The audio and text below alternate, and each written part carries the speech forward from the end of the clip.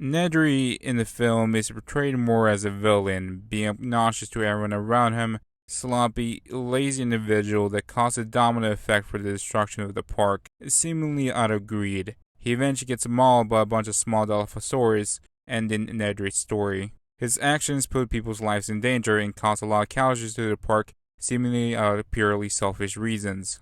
But was it? Unlike the film, the novel goes in depth behind Nedry's motivation for taking such a dangerous and foolish job that paints him to be more sympathetic and human. In the novel, Nedry is an expert programmer that worked as a contractor to many different large corporations. He was hired by Engine to work on the park control system and build a storage device for analyzing DNA. The reason why the park needed the computer was that John Hammond stated one of the most expensive part about running the park is paying the employees. And being an island surrounded by unpredictable and dangerous animals, the wages will definitely skyrocket. So to get the most output and revenue and reduce expenses as much as possible, building supercomputers that will self-manage the park and be controlled all in the press of a button. As Nedry worked on the programming, issues has arose. Since Engine kept a secret behind the purpose of the system, Nedry wasn't able to work on it properly since programming required to be meticulous, and Engine, unwilling to conceal crucial information, caused bugs to appear in the system, totaling at least 130 issues. Some were minor, how the feeding for the dinosaurs was 12 hours instead of 24 hours. Other more annoying ones were the auto poop program designed to check if any parasites was inside will distribute medicine. However, the system distributed regardless if they didn't have any, and when the staff attempted to dump the medicine, an alarm would sound and they couldn't turn it off. Some of the other bugs were detrimental to the park's safety, with the staff and Hammond oblivious of its existence, other than Nedry. So he was demanded to work all the issues over the weekend. As if it wasn't bad enough, when programming the system, Engine wanted additional modifications to it, which wasn't part of the original contract. However, Engine weren't going to pay extra. If Nedry tried to protest any further, lawsuits would be put against them, and letters would be sent out to other corporations suggesting he was an unreliable contractor. With his livelihood being threatened, he had no other options but to work for them against his will.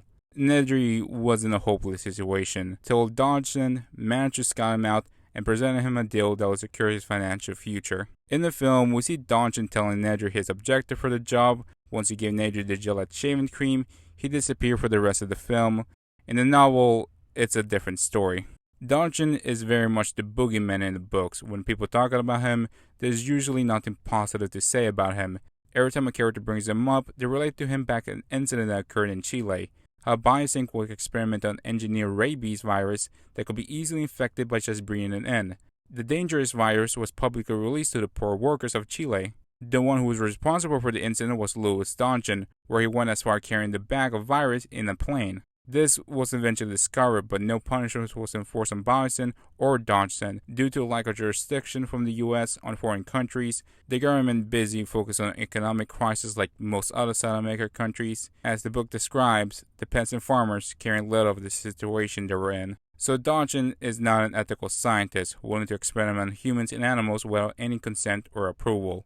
As if he wasn't scum enough already, he's also an expert on espionage. This is the reason why Engine was so secretive with Nedry, since a company like Bison could easily steal the sample and be able to reconstruct it for their own use, essentially copying someone's homework by doing it with their own writing. Since in the novel the world of genetic engineering could be worth billions to the right buyer, like antifreeze for crops to an agriculture industry. Despite Engine's best efforts keeping their project a secret to the point that authorities couldn't even figure out what they were up to, Dodgson was able to figure out from the corporation's odd purchases and investments in archaeology, a purchase of a company that created modified eggshells, and the construction of some type of zoo on the island, which he suspects the Engine must have done the impossible. Bison wasn't going to let Engine get ahead of them, or the monopolized dinosaurs, making it impossible to ever compete against them.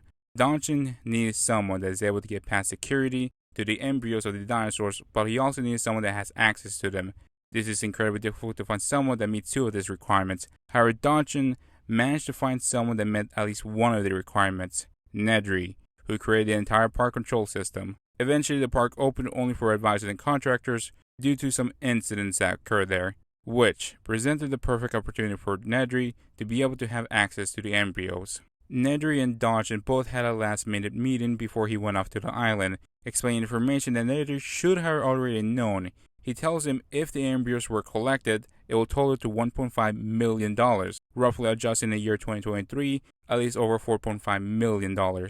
He then handed the Gillette spray bottle, which went off similar to how the film presented. However, one detail was missed. Despite the other characters usually insult him being a fat slob of a man, Nedry was secretly cunning. He recorded the whole conversation on a tape to make sure no corporation will screw him again. While at the park, the other guests were marveling at the tour while Nedry showed little interest, being bored throughout it. Once it was over, he began to work on executing his plan. He orchestrated an alibi by reassuring them that the lines were down due to him using it to transfer data off the island. But the truth was, the park was going to shut itself down. He soon told them he was going to get soda, with the other characters having a little respect for him, believed that's where he was heading. As soon as he reached the embryos, the power went out, and the security door was unlocked. This is one of Nedry's bugs that he made essentially his trap door to get in. He managed to get all 15 embryos and went up to the rendezvous point. It was supposed to be a 15-minute adventure, however due to the storm, it caused him to waste time navigating through the park exhibits since it was the fastest way to arrive to the east docks. Nedry began to grow impatient trying to arrive there in time, increasing his speed, almost causing a car crash to happen where a roadblock was in place due to a road ending. He got out of his vehicle to figure out where he was at. He attempted to use any landmarks to give him a hint, eventually finding a river that hardly gave him a precise location since it ran across the island. So he had to call it quits and try again tomorrow. It will be much more difficult to set up a rendezvous point and orchestrate an alibi again, but he had the confidence to accomplish his task. As he made his way back, he heard a hooting noise that he mistaken for an owl at first. However, it didn't sound like one. It was different and closer to him, more dinosaur-like. So he started to sprint to his vehicle. Once he found it, he slowly made his way until he noticed the same dinosaur that he had heard reached the vehicle before him. That dinosaur being a Dilophosaurus, unlike the film being a couple feet tall, in the novel, this one was 10 feet tall. Nedry noticed it was 40 feet away from him, which he found curious of its distance, and suspected he feared the vehicle's lights, unaware of its true danger. As he kept glancing, he made his way slowly towards the vehicle to make sure it won't charge at him. It spat at him multiple times, aiming first his chest and close to his neck, which he found it to be more disgusting than afraid. When Nedry was about to get inside the vehicle, he took his last glance of the dinosaur before he was blinded. The novel describes the pain being unbearable, causing Nedry to get on his knees. When he forced himself to open his eyes, he was blind. In a sense of panic, believing the dinosaur would strike at him, attempted to defend himself by waving his arms wildly to scare the dinosaur away, only to feel a sense of pain in his abdomen. He attempts to check for his wounds, feeling something warm, which slowly realized was his guts.